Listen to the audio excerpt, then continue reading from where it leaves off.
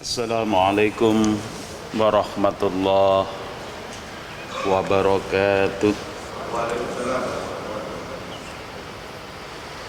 Bismillah, alhamdulillah, wassalatu wassalamu ala rasulillah wa ala alihi wa sahbihi wa mawala, amma ba'd.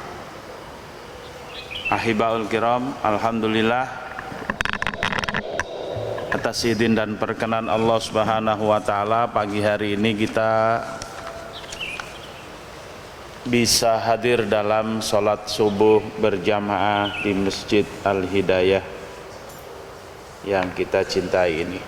Mudah-mudahan sholat kita dikabul oleh Allah Subhanahu wa taala, dan mudah-mudahan kita diberikan pahala dan fadilah dari pelaksanaan subuh berjamaah. Di antaranya baginda Nabi bersabda, man shalla subha fi jama'atin ka'annahu shalla lailan kullah. Siapa yang melaksanakan sholat subuh berjamaah, maka dia mendapatkan pahala seperti melaksanakan sholat malam semalam suntuk, dari habis isya sampai jelang subuh. Walaupun mungkin semalam kita cuma 2 rakaat aja, atau malah tidak bangun sama sekali setelah isya, tapi karena kita hadir di subuh berjamaah, insya Allah Allah berikan pahala penuh, seolah-olah semalam sholat terus. Juga Nabi bersabda, man sholla subha fahuwa fi dhimmatillah. Siapa yang melaksanakan sholat subuh berjamaah, dia ada dalam jaminan Allah, fi dhamanillah, dalam jaminan kesejahteraan, wa fi amanillah, dan jaminan keamanan. Maka insya Allah kalau di seluruh masjid-masjid kita, umat di tiap subuh selalu memenuhi, maka Indonesia insya Allah akan aman dan sejahtera, ya. Dan Rasulullah pun berdoa untuk yang subuh berjamaah, Allahumma barik li ummati fi bukuriha. Ya Allah, berkailah umatku pada subuh pagi hari. Oleh karena itu, waktu sekarang ini adalah waktu mubarak, waktu yang penuh berkah. Kita manfaatkan untuk taklim. Pagi ini insya Allah kita ambil judul Rasulullah sebagai pemimpin orang-orang beriman atau orang-orang mukmin. Kita tahun depan, dan sudah dekat ini, akan memilih pemimpin baru, ya, di Indonesia ini. Mudah-mudahan yang terpilih yang benar-benar baru, ya, sebagai pemimpin tertinggi.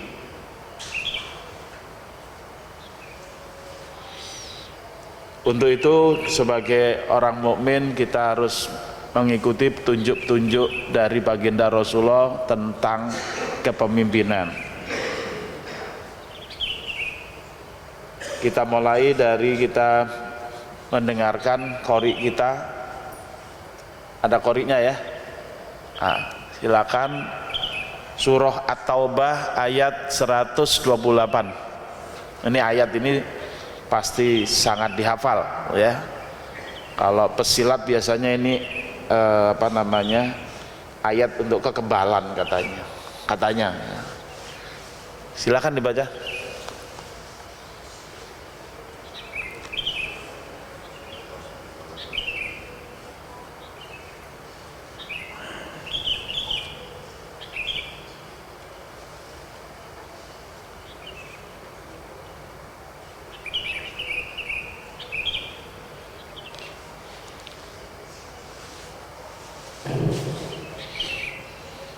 أعوذ بالله من الشيطان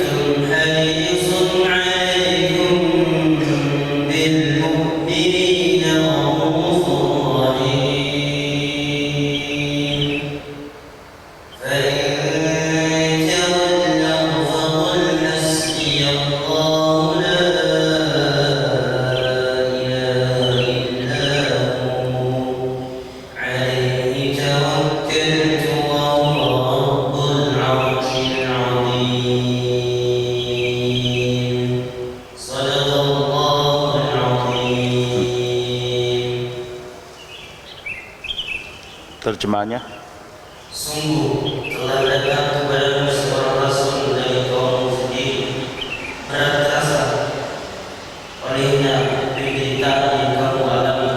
Dia sangat menginginkan keimanan dan keselamatan bagimu, menyatu dan menyayang terhadap orang-orang beriman. Maka jika mereka berpaling dari keimanan, maka katakanlah, cukuplah Allah bagiku, tidak ada Tuhan selain Dia, hanya kepadanya aku bertawakal, dan Dia adalah Tuhan yang memiliki arsy yang agung. Sadaqallahul Adzim. Allahumma arhamna bil Quran. Ayat ini menegaskan tentang keberadaan baginda Rasulullah Sallallahu Alaihi Wasallam. Laqad ja'akum, laqad ada dua harfu taukid, sungguh benar-benar, ja'akum telah datang kepada kalian. Kalian di situ umumnya mufasir menafsirkan ya ahla Makkah. Kalau penduduk Mekah berarti umum, artinya ya seluruh penduduk, di mana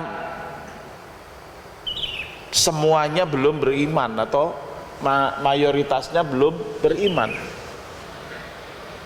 Jadi yang nanti kelihatan pada akhir ayat itu kenapa dibuat ungkapan yang berbeda. Rasulun min anfusikum, Rasulun yakni Nabi Muhammad sallallahu alaihi wasallam, min anfusikum dari diri kalian sendiri. Ada satu tafsir mengatakan Hashimiyun, Arabiyun Hashimiyun, bahwa Rasulullah itu adalah seorang Arabi dan dia Hashimi. Kenapa disebut Hashimi? Karena beliau ini adalah bangsawan dari Bani Hashim. Bani Hashim itu bangsawan yang paling tinggi di kota Mekah. Di antara Quraisy itu yang paling tinggi terahnya itu Hashimi, Bani Hashim. Yang selevel atau mendekati dengan Bani Hashim itu disebut dengan Bani Abdisyam. Dari Bani Hashim itu terlahir Muhammad sallallahu alaihi wasallam. Sedangkan dari Bani Abdisyam terkenal dengan Al-Makhzumi. Ya, ada Al-Makhzumi. Itu dari keluarga Abu Jahal. Abu Jahal ini nama aslinya adalah Umar bin Hisham. Karena saking pinternya dan selalu menjadi rujukan masyarakat kota Mekah, dia diberi julukan Abul Hakam, bapak kebijaksanaan. Nah, ketika Rasulullah mendapat wahyu, Rasulullah menyampaikan kepada kaumnya, tokoh-tokoh dari seluruh bangsawan-bangsawan Quraisy dikumpulkan oleh Rasulullah dan beliau sampaikan risalah. Yang pertama kali menolak adalah Abu Lahab dengan kalimatnya yang terkenal, tabban laka ya Muhammad, tabban lak, celaka engkau wahai Muhammad, celakalah engkau. Maka Allah turunkan firman-Nya, tabbat syada abi lahabi wa tab. Ayat itu adalah memberikan respon kepada ungkapan Abu Lahab. Abu Lahab sendiri dari Bani Hashim. paman Rasulullah. Sedangkan Umar bin Hisham adalah dari Bani Abdisyam, juga merupakan bangsawan yang paling tinggi. Jadi bersainglah Bani Abdisyam dengan Bani Hashim. Maka ketika Allah turunkan wahyu kepada Bani Hashim, ini Abu Jahal, Abul Hakam merasa apa ya? Kok bukan dia gitu? Kenapa harus dari Bani Hashim? Akhirnya dia menolak masuk Islam. Gara-gara dia menolak masuk Islam, maka kita dengar namanya sekarang bukan Abul Hakam, tapi yang terkenal adalah Abu Jahal. Jadi Abu Jahal itu adalah nama yang diperoleh dikarenakan menolak Islam. Maka siapapun, dimanapun, kapanpun yang menolak Islam itu tokoh ya Abu Jahal gitu aja. Kalau perempuan bagaimana Pak Ustadz? Ya Ummu Jahal gitu. Ada nggak Ummu Jahal? Di Indonesia ada nggak perempuan tokoh menolak Islam? Ada nggak? Ada. Pernah meleceh-lecehkan jilbab kan? Dia bilang konde lebih bagus daripada jilbab gitu. Ternyata yang terkenal di seluruh dunia sekarang jilbab, ya kan? Yang di Amerika itu kan yang maju ke grand final itu kan yang jilbab ya, bukan yang konde kan. Nah itu rahasia Allah kepada umat manusia bahwa jilbab jangan disepelekan, karena jilbab juga bisa menyaingi bahkan mengalahkan yang lain. Kembali kepada ayat bahwa Rasulullah itu diutus oleh Allah kepada mula-mula kepada kaumnya, tapi Rasulullah adalah diutus untuk seluruh umat manusia. Dalam ayat yang lain dalam surah Saba Allah berfirman, "Wa ma arsalnaka illa kafatan linnas basyiron wa nadhiron." Tidaklah aku utus engkau wahai Muhammad melainkan untuk seluruh umat manusia. Jadi Rasulullah itu memiliki kelebihan. Dalam sebuah hadis diterangkan bahwa Rasulullah bersabda, aku diberi 5 kelebihan dibandingkan nabi-nabi sebelumku. Di antara kelebihan Rasulullah adalah aku diberi kelebihan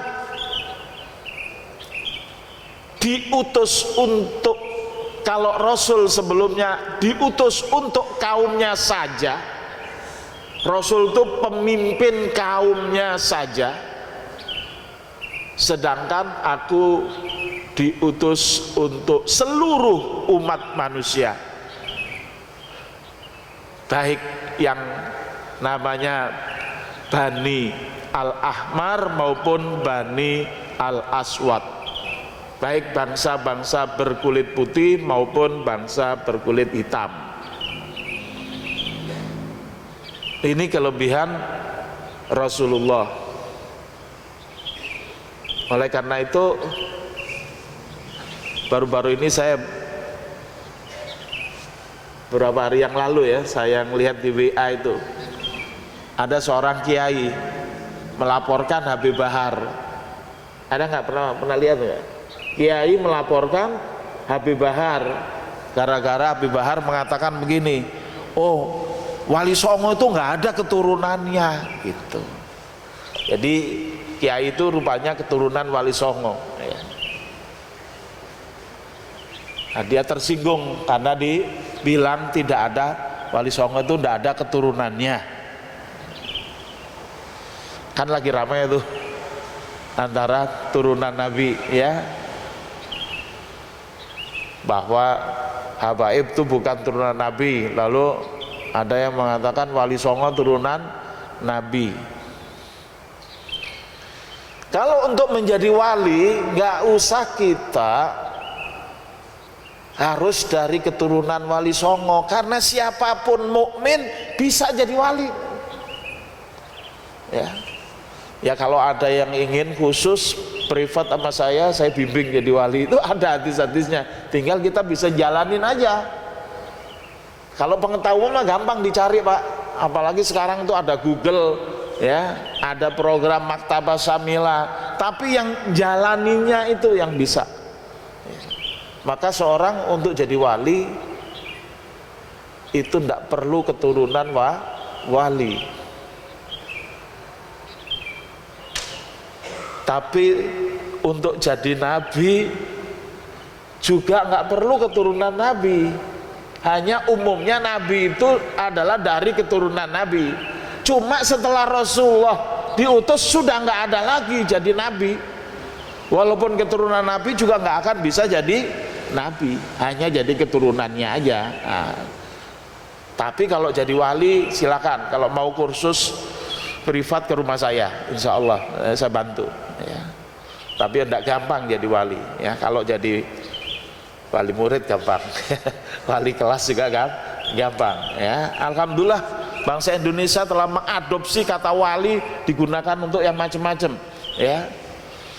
Nah, baik, Rasulullah memiliki sifat yang diterangkan oleh Allah, azizun alaihi ma anittum,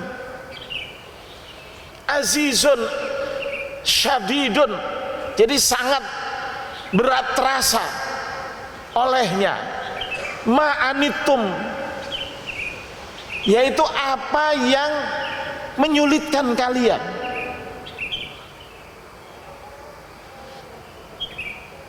Rasulullah suatu ketika sholat mengimami, biasanya Rasulullah habis mengimami itu zikir. Tapi suatu ketika Rasulullah tiba-tiba berdiri, terus keluar, masuk ke rumahnya, terus setelah itu balik lagi. Para sahabat nanya, ya, Rasulullah menerangkan bahwa tadi selesai sholat aku ingat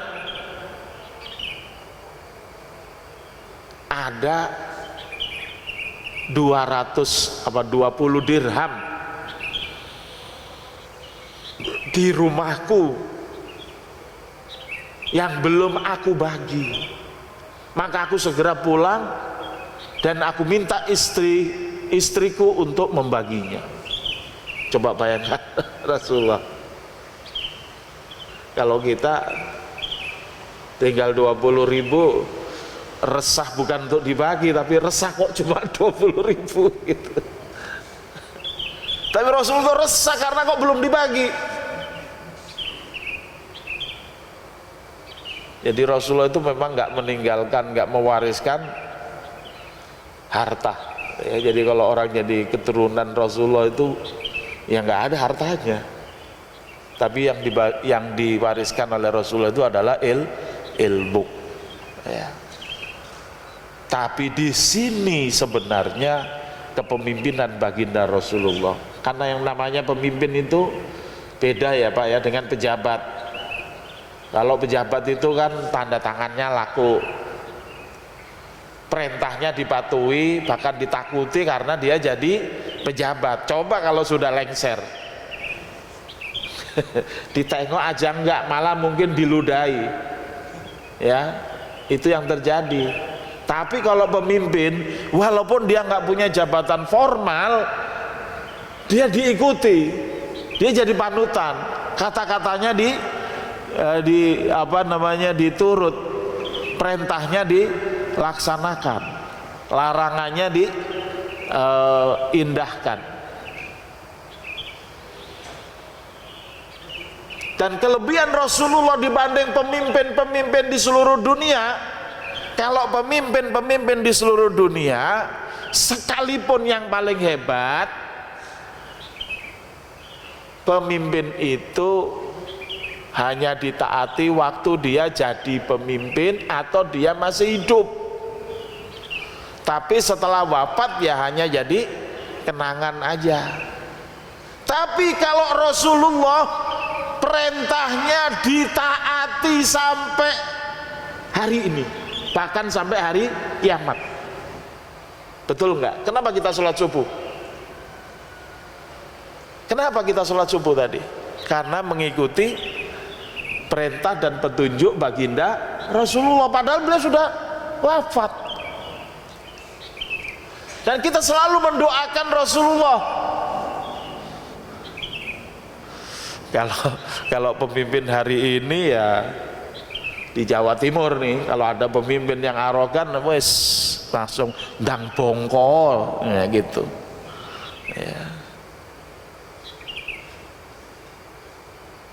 Tapi Rasulullah selalu dapat sholawat. Sholawat itu doa. Dan kita gemar bersolawat.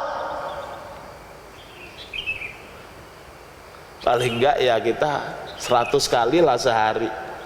Karena kita sholawat sekali, Allah balas 10 kali. Kalau kita tiap hari 100 kali ya berarti dapat 1000 kali. Ingin lebih banyak ya tambah banyakin sholawat. Jadi kecintaan kita kepada Rasulullah sebagai pemimpin, kita sebagai orang mukmin luar biasa.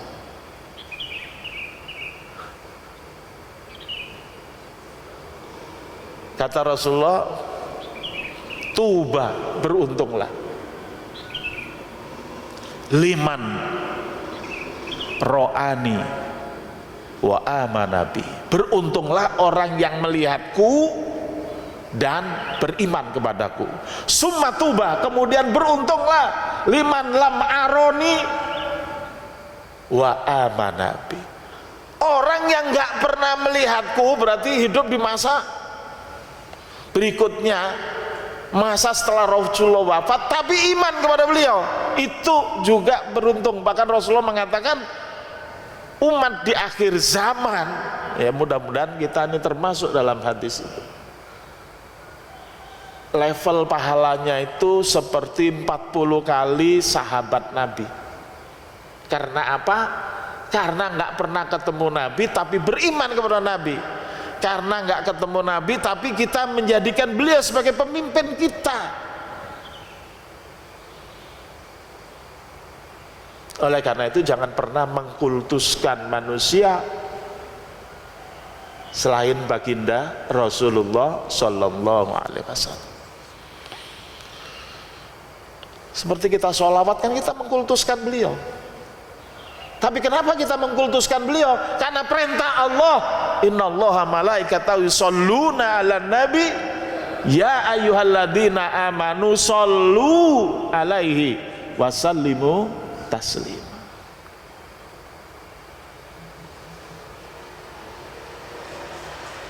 Cuma kadang-kadang umat Islam ini modalnya sholawat aja. Ya sholawat itu bagus, benar, dan harus kita perbanyak. Ya, harus kita perbanyak. Tapi tentunya kita harus mengikuti. Apalagi kalau kita sebagai pemimpin. Ya. Masa sekarang muncul pemimpin, kalau enggak kalau menentang prestasi saya bulldozer. Nah, itu jelas pemimpin yang kayak gitu tuh nggak ngikuti Rasulullah. Ada lagi wis dipiting ae. Wah, itu piye toh? Masyarakat kok diperlakukan dengan kasar.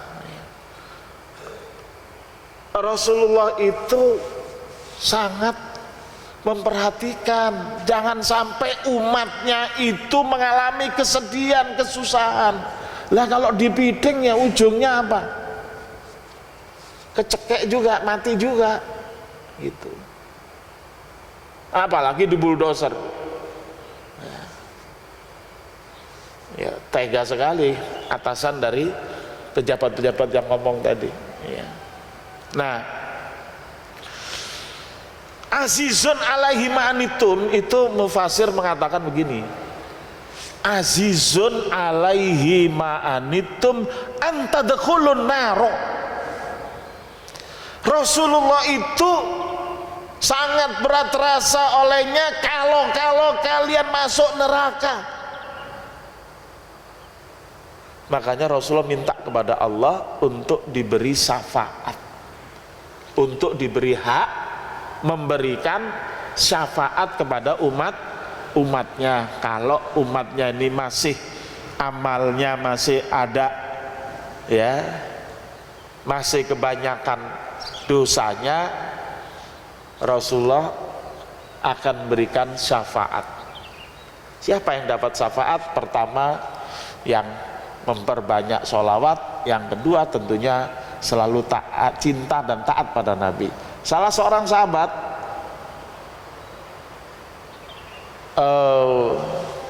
pernah menanyakan tentang hari kiamat, lalu Rasulullah mengatakan, emang Anda udah punya persiapan, kok nanya-nanya hari kiamat?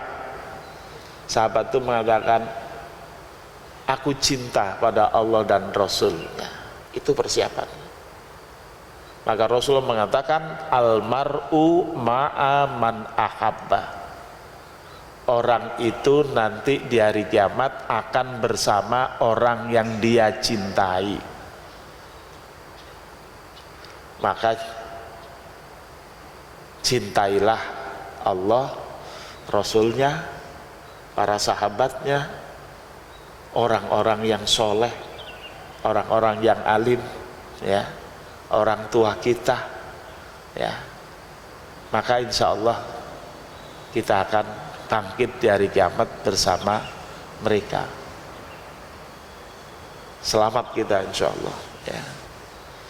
Tapi kalau orang yang dolim jangan dicintai, Pak. Dan Allah larang itu. Condong aja larang, dilarang oleh Allah. Wala tarkanu ilal ladzina dzalamu fatamassakumun nar. Jangan kalian condong, cenderung berpihak, apalagi memilih, ya, orang-orang yang dolim. Fatamassakumun nar. Niscaya kalian akan disentuh api neraka. Lah, apalagi mencintai, ya, menjadi pengikut setia. Wah, itu berat, ya. Dalam Al-Baqarah 166 Allah menyatakan, ittabarra alladzina tubi'u minalladzina taba'u. Maka berlepas diri orang-orang yang pemimpin-pemimpin yang diikuti di dunia, tapi itu pemimpin jahat. Maka di akhirat kita di dunia ngikutin kejahatannya, di akhirat kita juga terbawa sampai ke neraka. Naudzubillah min dzalik. Sedangkan Rasulullah sangat berat, sangat tidak ingin umatnya menderita di dunia, tidak ingin umatnya menderita di akhirat. Ketika ada sahabat Nabi disiksa oleh Abu Jahal dan kawan-kawan, Rasulullah belum bisa membebaskan mereka karena sahabat Nabi ini adalah budak, karena waktu itu masih dikuasai sistem perbudakan. Abu Bakar membebaskan Bilal, tapi ada sahabat keluarga Yasir itu nggak ada uang lagi untuk membebaskan. Dia mengatakan, sobron ala Yasir fa inna mau'idakumul jannah. Sabar wahai istri Yasir, sesungguhnya janji Allah untukmu adalah surga. Jadi Rasulullah SAW sangat-sangat berempati, tidak ingin umatnya menderita di dunia maupun di akhirat. Azizun alaihi ma'anitum harisun alaikum. Sangat-sangat ingin kalian mendapatkan kebahagiaan, sangat-sangat ingin kalian beriman. Oleh karena itu, ini menjadi inspirasi bagi pemimpin hari ini, pemimpin yang punya visi agar rakyatnya beriman dan bertakwa kepada Allah Subhanahu wa taala, karena iman dan takwa kepada Allah adalah sumber keberkahan. Dalam firman-Nya Allah mengatakan, walau anna ahlal qura amanu wattaqau lafatahna alaihim barakatim minas sama'i wal ard. Kalau sekiranya penduduk negeri-negeri itu beriman dan bertakwa, sungguh akan kami bukakan pintu-pintu keberkahan dari langit dan dari bumi. Jadi tugas pemimpin adalah untuk memberikan atau mengajak umat bisa meraih keberkahan dari langit dan dari bumi yang dibukakan oleh Allah Subhanahu wa taala. Oleh karena itu ketika menyelesaikan masalah keruwetan di masanya Khalifah Umar bin Abdul Aziz yang diwarisi pemerintahan yang sedang porak-poranda baik politik maupun ekonominya, maka beliau mengambil kebijakan. Waktu itu Khalifah Umar bin Abdul Aziz mantan gubernur, usianya 36 tahun ya. Jadi pemimpin itu jangan terlalu tua, 36 tahun ya. Itu tapi 36 tahun bukan lolak-lolok Pak. 36 tahun ini seorang yang ahli ya, bukan lagi hafal Quran, hafal hadis, fuqaha beliau itu.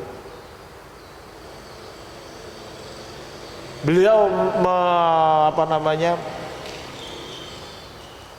memerintahkan seluruh umat untuk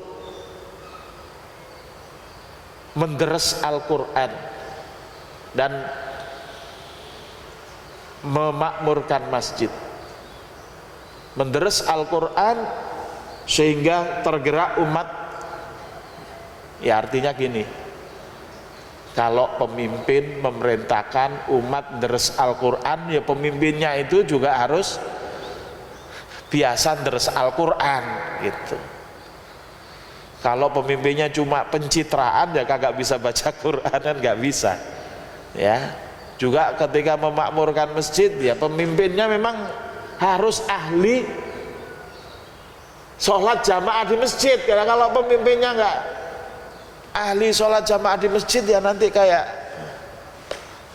yang apa tampil di adzan wudhu tapi ininya apa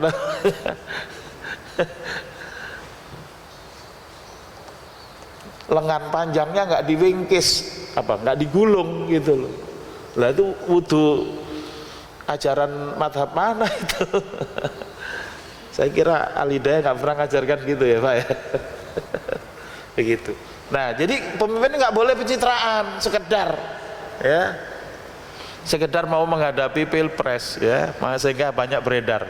Jadilah orang baik, jadilah orang baik sampai Anda dikenal sebagai caleg.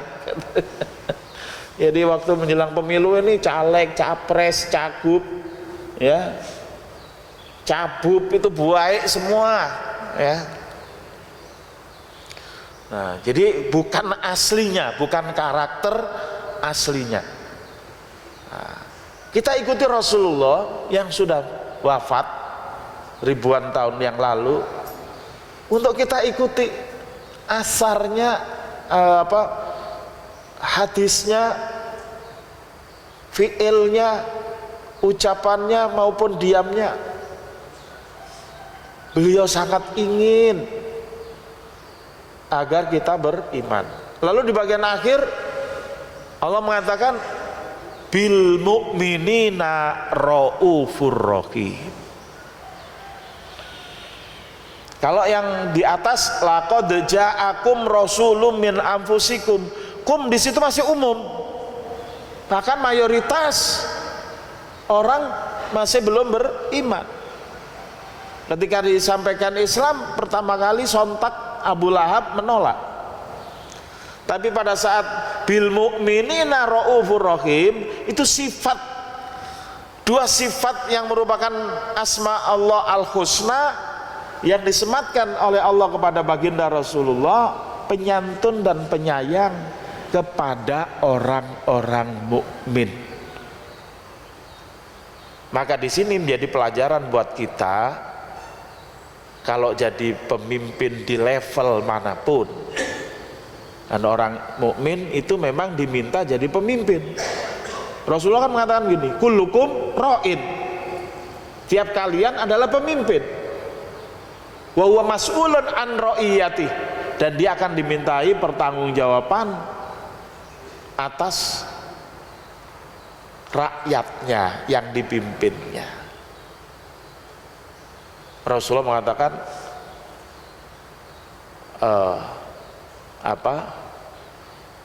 ibu-ibu pun pemimpin akan dimintai pertanggungjawaban atas rumah tangga yang dikelolanya.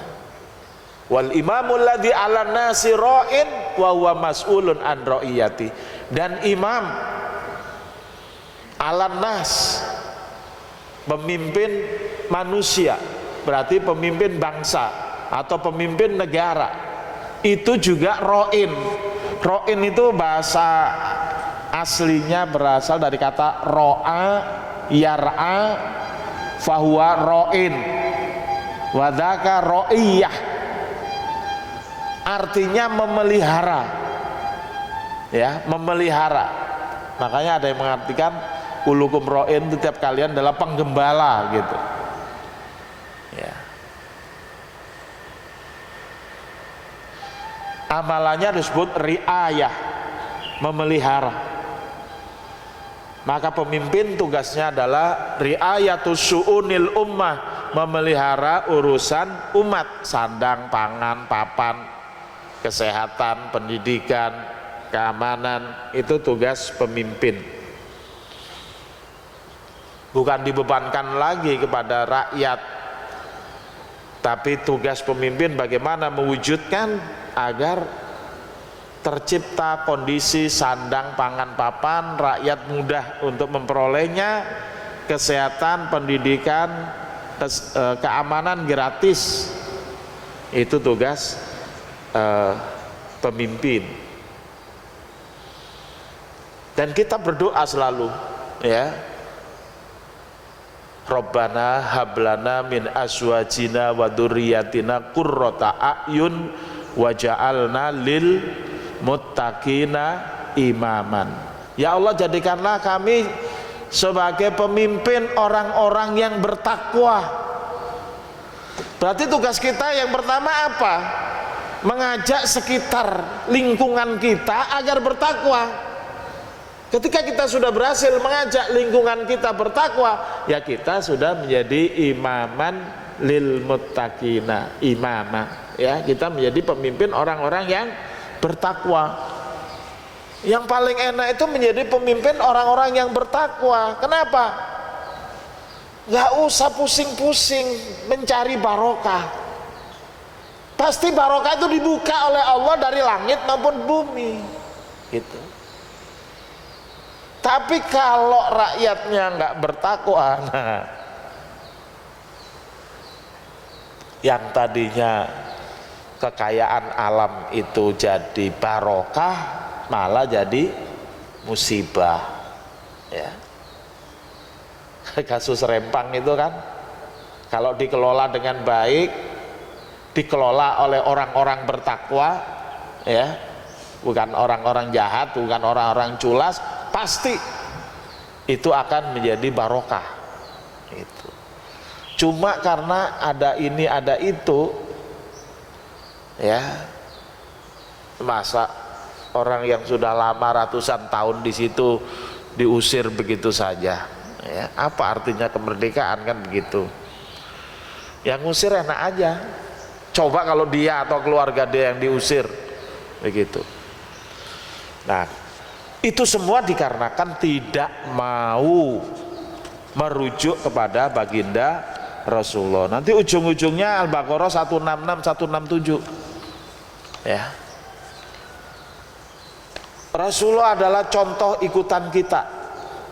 Ini ayat di bulan Maulid Rabiul Awal yang paling sering kita dengar, laqad kana lakum fi Rasulillahi uswatun hasanah.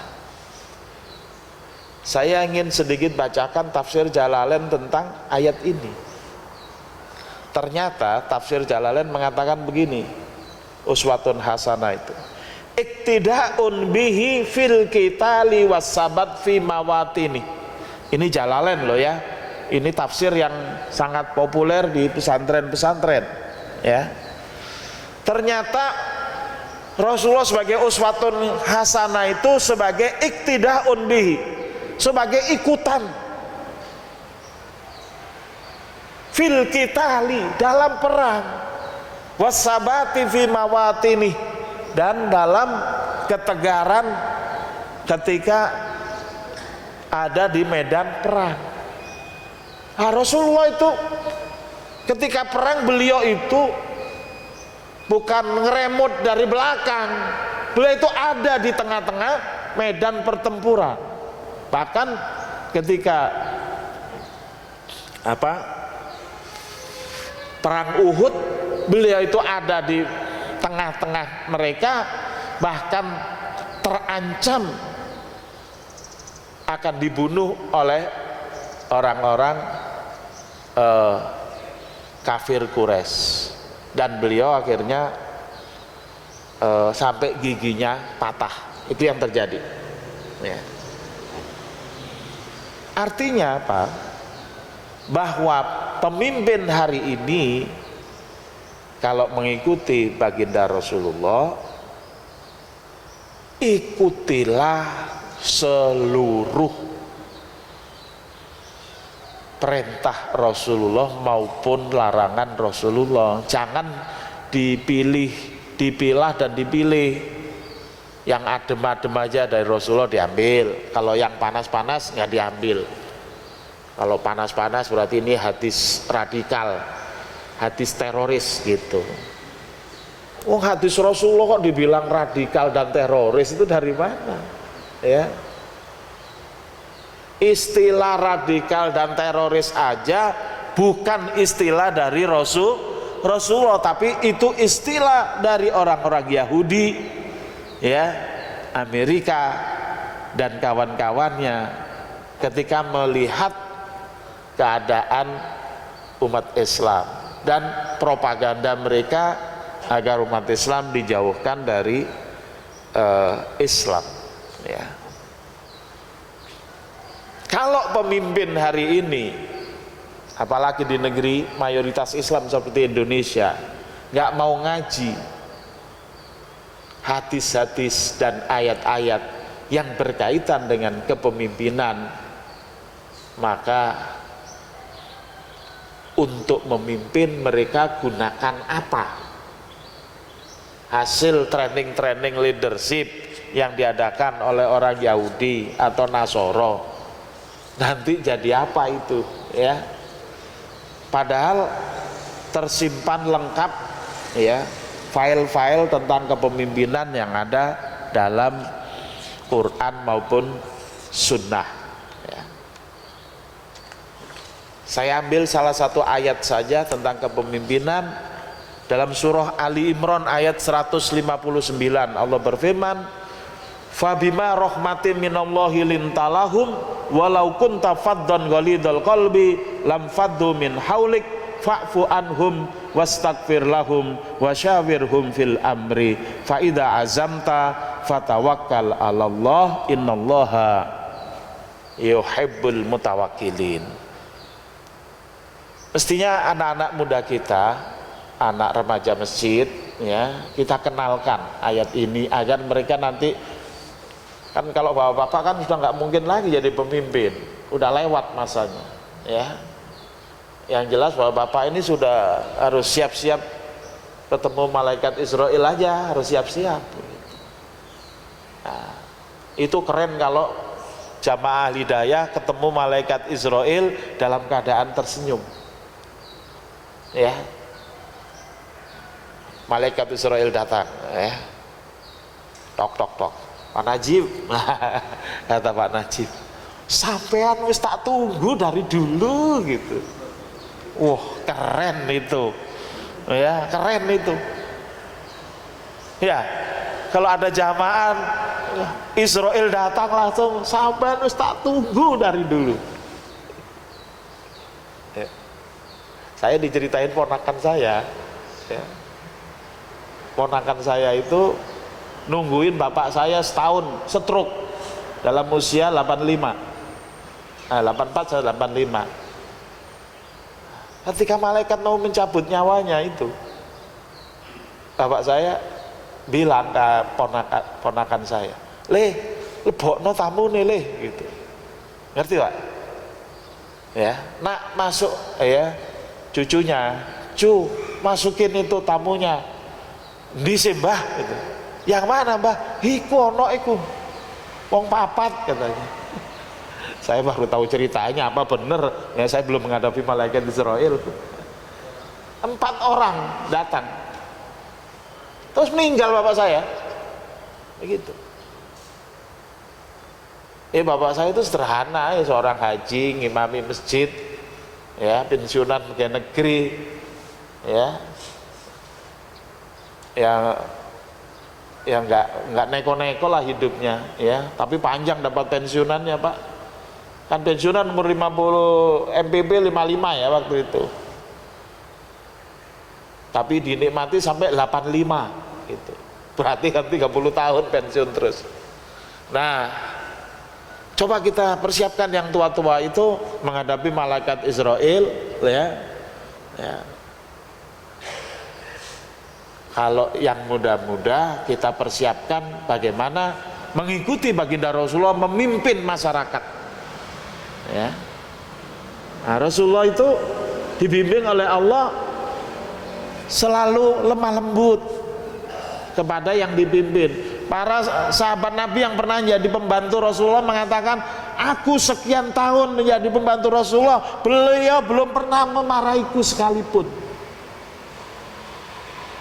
Nah, kita udah sering paling tidak kita pelototi lah pembantu itu, ya. Mungkin omongan juga ya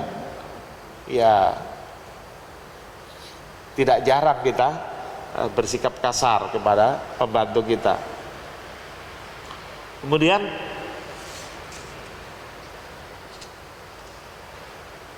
pemimpin itu memaafkan, nggak gampang menghukum, nggak gampang memvonis. Bahkan kalau salah dimintakan ampun oleh Rasulullah, dimintakan ampun.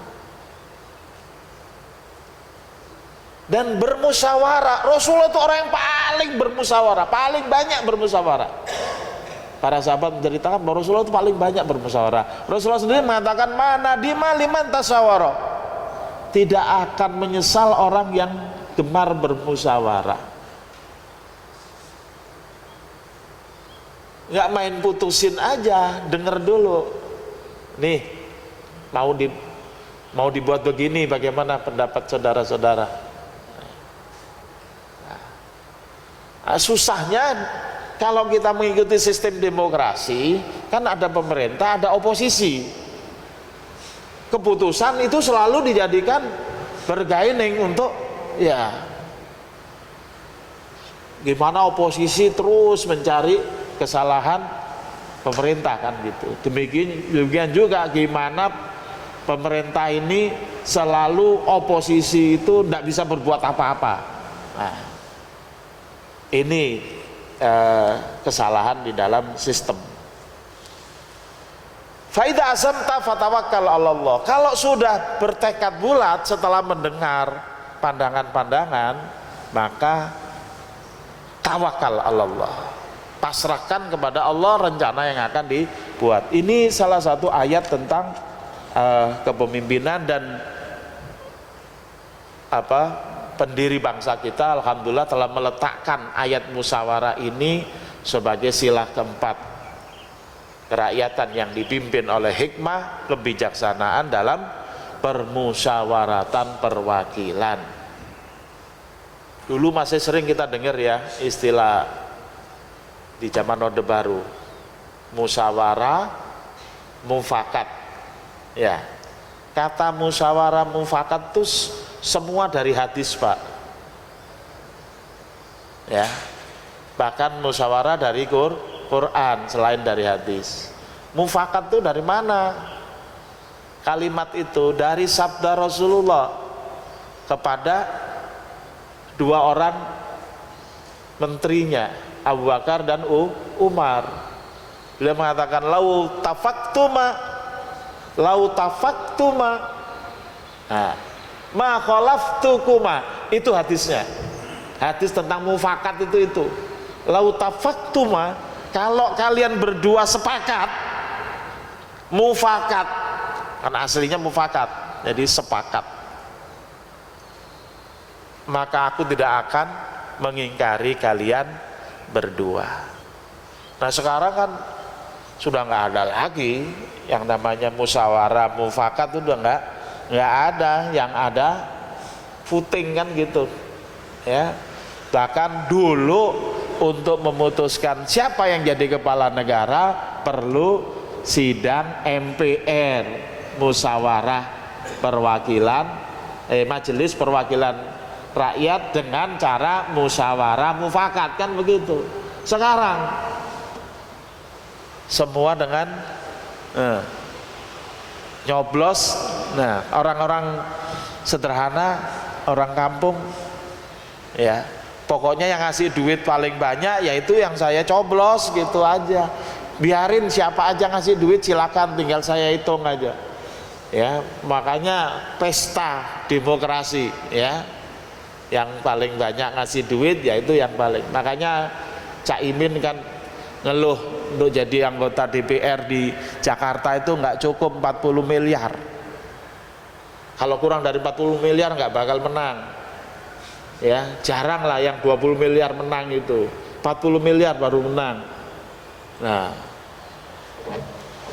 politik biaya tinggi sekali yang ujung-ujungnya KPK, ujung-ujungnya suka miskin, ya namanya aja suka miskin. Yang masuk kaya-kaya itu, Pak, ya. Walaupun ada juga tamping yang miskin. Tamping itu tahanan pendamping. Saya sudah pernah, ya, bukan masuk suka miskin bukan karena ya saya ditahan, tapi ya nengok aja, ya temen kita di sana. Ya. Mudah-mudahan bapak-bapak sebagai generasi yang tua fokus menyambut kedatangan malaikat Israel dengan senyum, ya. Untuk anak muda ini saya lihat yang ngaji fokus malaikat Israel semua. Yang mudanya kok nggak ada ya, atau tersendiri ya kali ya. Yang muda-muda silakan dipersiapkan. Mohon pengurus bisa mengadakan pelatihan-pelatihan, entah bagaimana caranya agar putra-putra bapak atau cucu-cucu bapak ini bisa. Nanti ini kan kalau sudah diambilin oleh malaikat Israel semua, pertanyaannya yang ganti siapa? Ya, untung tadi imamnya yang masih muda, ya. Kita harapkan makmumnya juga banyak yang masih muda, ya. Demikian. Mudah-mudahan kita bisa mengambil pelajaran yang Allah berikan maupun baginda Rasulullah. Saya ingatkan kembali, Rasulullah bersabda, taraktu fikum amroini in tamassaktum bihima lan tadillu ba'di abadan, kitaballahi wa sunnatan nabi. Kutinggalkan kepada kalian dua perkara yang apabila kalian tetap berpegang teguh kepadanya, kalian tidak akan pernah tersesat selamanya. Kitabullah dan sunnat Nabi. Mari kita tutup dengan doa kafaratul majelis. Subhanakallahumma bihamdika asyhadu alla ilaha illa anta astaghfiruka wa atubu ilaik wa lakum minkum. Wassalamualaikum warahmatullahi wabarakatuh.